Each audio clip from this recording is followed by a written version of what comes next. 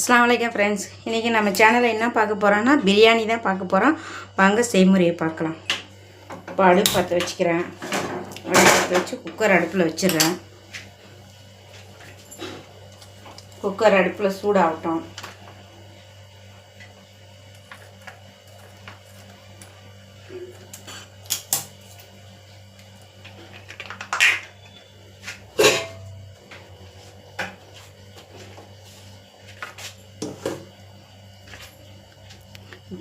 நெய் ஊற்றிக்கிறேன். சட்டி சூடாகிடுச்சு. நெய் கொஞ்சம் ஊற்றிக்கிறேன்.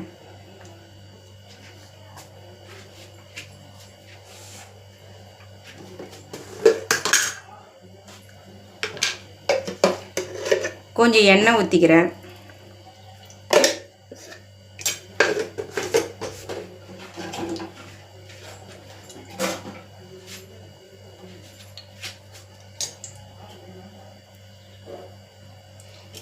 அது ரெண்டும் சூடான உடனே 2 துண்டு பட்டை, ஒரு சின்ன கல்பாசி, ஜாதிபத்திரி, கிராம்பு ஒரு 7, 8 ஏலக்காய். இப்போ அதையும் போட்டுக்கலாம்.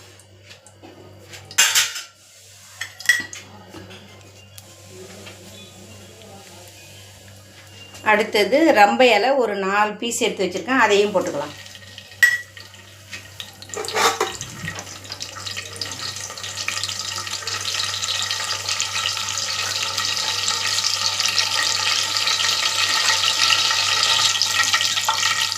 இப்போது அது நல்லா பொரிஞ்சு வந்துட்டு வெங்காயத்தை போட்டுக்கலாம்.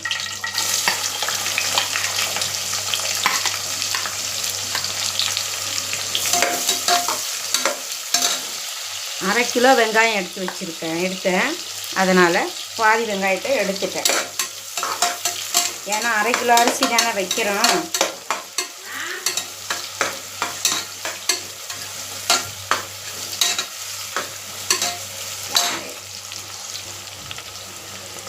இப்போ அடுத்தது தக்காளி ஒரு 1/4 கிலோ தக்காளி வெட்டி வச்சுருக்கேன். இப்போ அதையும் போட்டுக்கலாம்.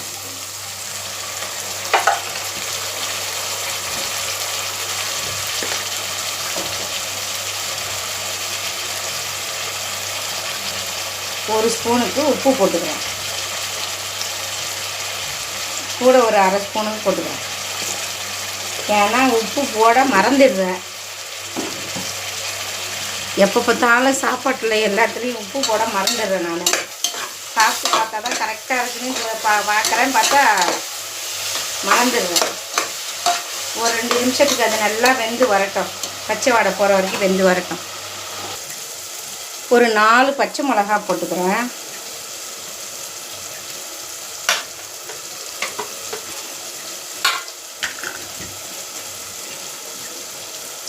ஒரு ஸ்பூன் இஞ்சி பூண்டு பேஸ்ட்டு. ஆனால் இது வந்து 2 ஸ்பூனு. 2 ஸ்பூனுக்கு இஞ்சி பூண்டு பேஸ்ட்டு போட்டிருக்கேன்.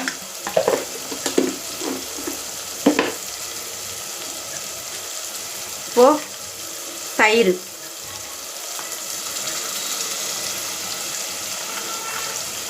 இப்போ இது எல்லாத்தையும் இப்போ நம்ம மிக்ஸ் பண்ணி விடலாம்.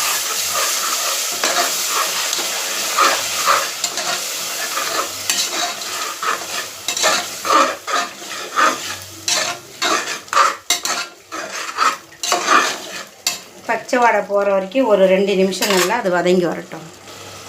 இந்த ஸ்டேஜில் இப்போது ஒரு ஸ்பூனுக்கு மஞ்சத்தூள் போட்டுக்கலாம். ஒரு ஸ்பூன் மஞ்சத்தூள்.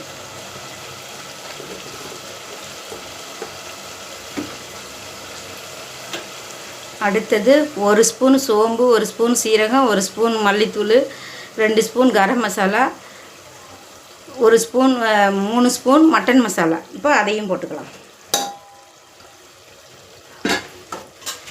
இப்போ போட்டு இதை மிக்ஸ் பண்ணிக்கலாம்.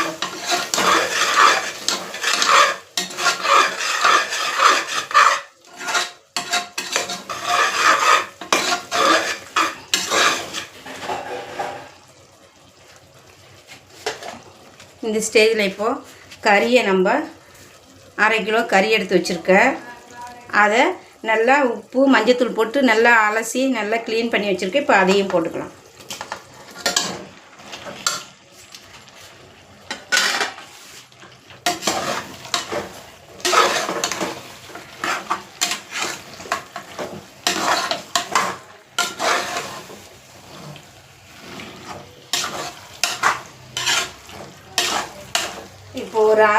5 நிமிஷத்துக்கு இது அப்படியே சிம்மில் இது வெந்து வரட்டும்.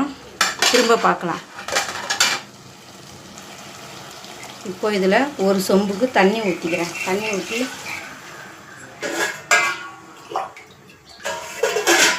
ஒரு 1.5 சொம்புக்கு தண்ணி ஊற்றி கொஞ்சம் வேக போடுவோம். ஒரு 7-8 விசில் வரட்டும். அதுக்கப்புறம் பார்த்துக்கலாம்.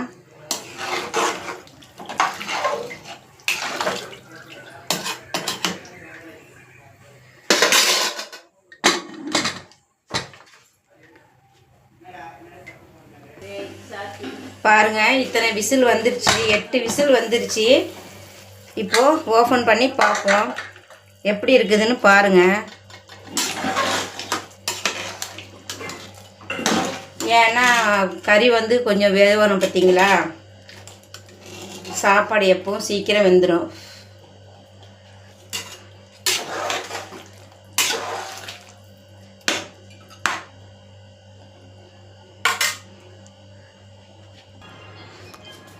இப்போது மறுபடியும் 2 விசில் போட்டேங்க. அதை காமிக்கிறதுக்கு முடியல, சாரி, எதுவும் நினச்சிக்காதீங்க. இப்போது அரிசியை போட்டுறேன். நான் அரிசியை போட்டு விசில் வச்சுக்கலாம். அரிசி ரொம்ப நேரமாக ஊறிட்டு அரிசியை போட்டுக்கிறேன்.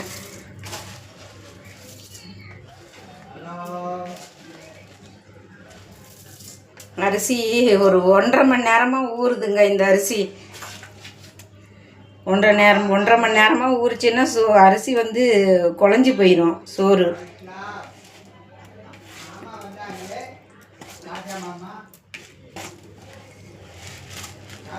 இப்போ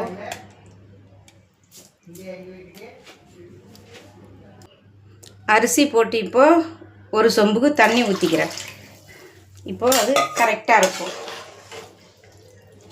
நம்ம அதுக்கு விசில் போட்டுடலாம். இப்போது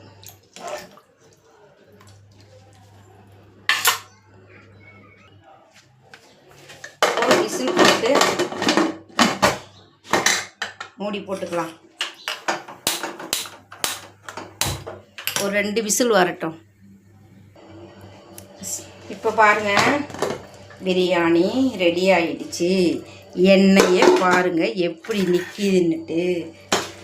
நல்லாவே நெய்யும் எண்ணெயும் எப்படி நிற்கிது பாருங்கள்.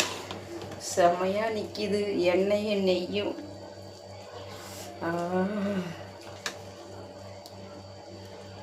பாருங்கள் எப்படி இருக்குதுன்னு உதிரி உதிரியாக சாப்பாடு.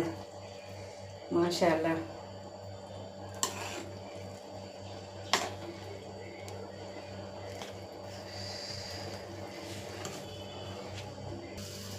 பாருங்கள், பிரியாணி ரெடி ஆகிடுச்சு. மாஷா அல்லாஹ், ஜோராக இருக்குது. உங்களுக்கு பிடிச்சிருந்துச்சுன்னா சப்ஸ்கிரைப் பண்ணுங்கள், லைக் பண்ணுங்கள், ஷேர் பண்ணுங்கள், கமெண்ட் பண்ணுங்கள், பெல் ஐக்கானை கிளிக் பண்ணுங்கள். என்னுடைய சேனல் சப்போர்ட் பண்ணுங்கள். இந்த பிரியாணி ரெசிபி உங்களுக்கு பிடிச்சிருந்துச்சுன்னா நீங்களும் இந்த மாதிரி செஞ்சு சாப்பிட்டு பார்த்துட்டு எனக்கு கமெண்ட்டில் சொல்லுங்கள். நெக்ஸ்ட் வீடியோவில் பார்க்குறேன்.